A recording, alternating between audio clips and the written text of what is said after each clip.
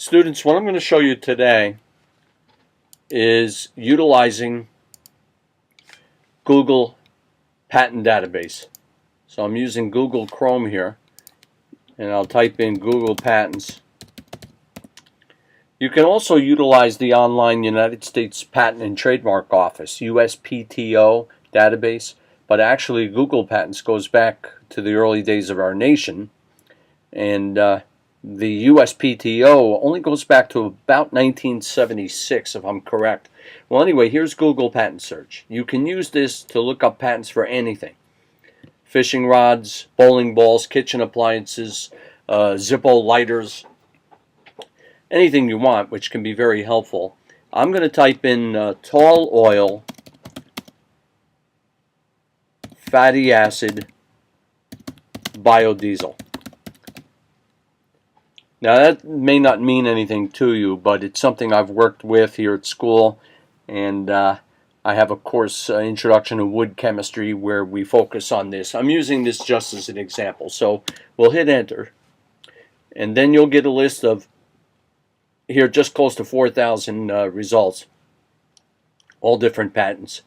And what I'll do is quite arbitrarily click on this third entry, a method for the production of biodiesel. Let's see what we're told. Now, I can tell you right away, this is a European patent application. That's not a U.S. patent, but it's a good starting point for us here. A method for the production of biodiesel starting from high iodine number fatty substances. Here you see the publication number, publication type, the application, when the filing date was. And in the United States, a patent can be valid for about 20 years now. And once you file, the meter is running. It may take a year, it could even take 3 years for that patent to be issued, but the lifetime of that patent is from the day you file, not the day it's issued. Well, anyway, they'll always give you a title. You will always have the inventors and the consignee. The consignee would be the company generally they're working for that they're turning the patent over to as part of their contractual agreement. If they work for themselves, then you won't see that.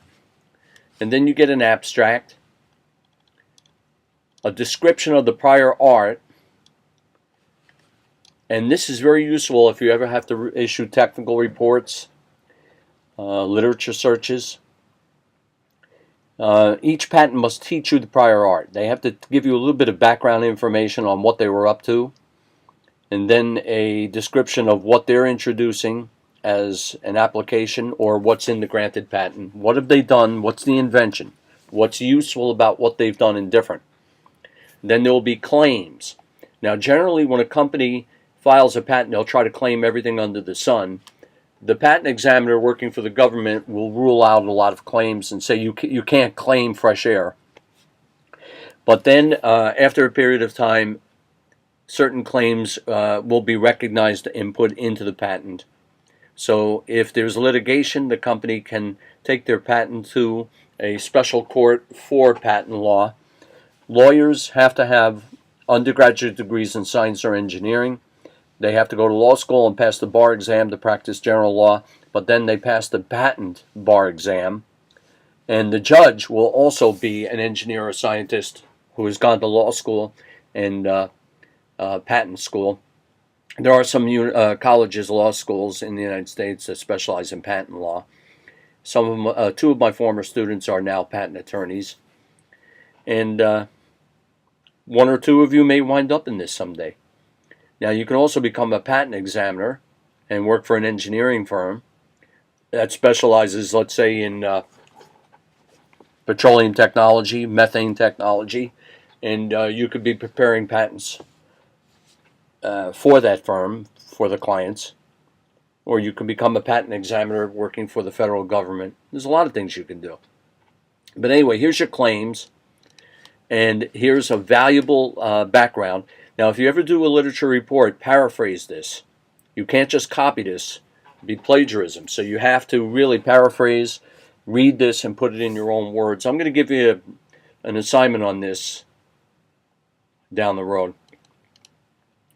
And so they teach you the prior art.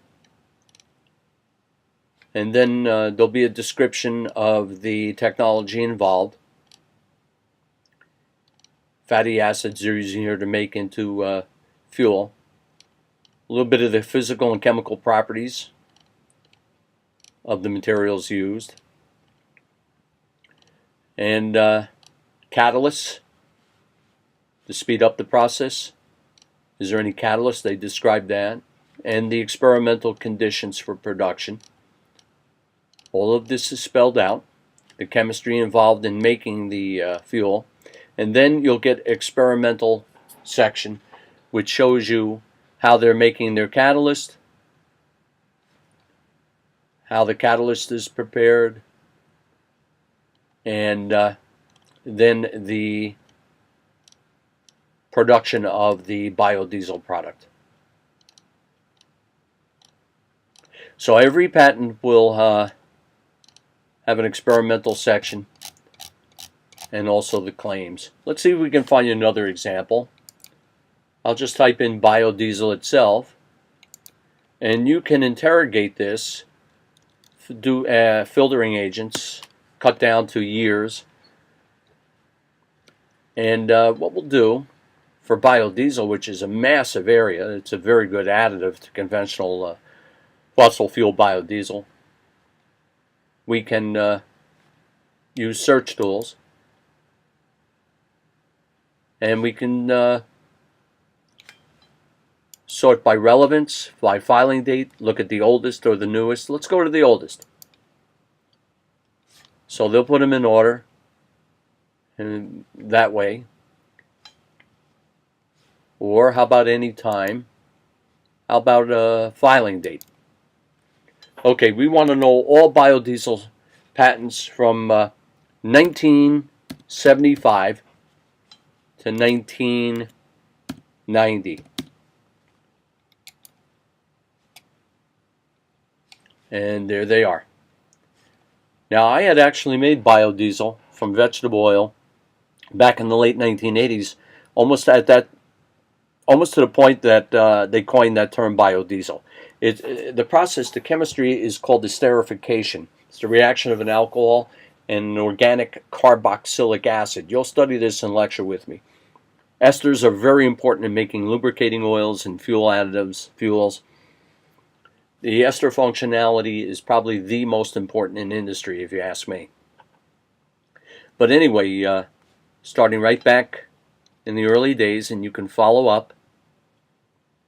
And here's a method of preparing esters of glycerol and polyglycerols and C5 to C9 carboxylic acids.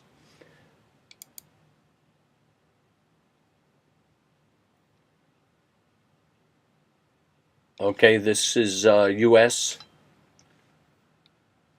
application number, filing date 1975, publication date 1977. So there was a 2-year lag before this was issued a patent. People, scientists, engineers from all over the world file U.S. patents. Companies will file patents here. I have myself, I think, 9 U.S. patents and 2 or 3 European patents when I was in industry. I only worked 4 years in industry from 1980 to 84. I worked for Allied Signal Corporation, now a division of Honeywell, at the Buffalo, New York Research Laboratory, before coming down here to our campus to help start the chemistry program. And companies will file U.S. patents in anticipation of selling, licensing, or establishing manufacturing in the country. You can download the patent too. Here's your example. This early patent just has a description, examples, and claims.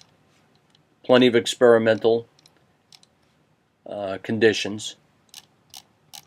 Many times these patents will also provide you with prior patents or literature examples prior to their work. It's an excellent technical review for a topic, in case someday you have to make a motor oil additive, let's say an anti-carbon deposit on the piston head, and you have to do a literature search. Going through the patent literature will really help you. See, here's patent citations, non-patent citations that they're referring to here.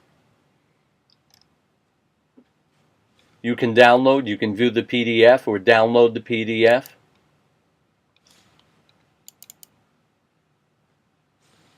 And there is the appearance of it. A typical U.S. patent looks just like this. Here's the patent number. Here's the issue date. So in 1997 or so, the patent expired. It's then in the public domain. Anyone can use it. Now, I use patents with my students in chemistry here all the time on campus. They're valid current patents, but I'm not manufacturing to infringe and make money. It's for educational purposes. Anyone has a right to reproduce what's in a patent, but if you commercialize it, that's when you're infringing. You have to get a license, and if they find out about it, you could be brought to court. But here are the pages, and you can print all that out. So that just gives you a simple example. And let's see if we find one more.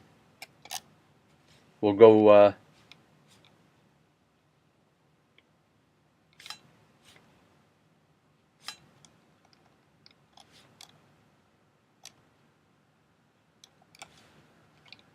I'll jump up to page 7. Let's see. Okay, here's one. Method for the preparation of a lower alkyl ester of fatty acids is a U.S. patent from filed in 80, published in 81, Lion Corporation. We'll view the PDF.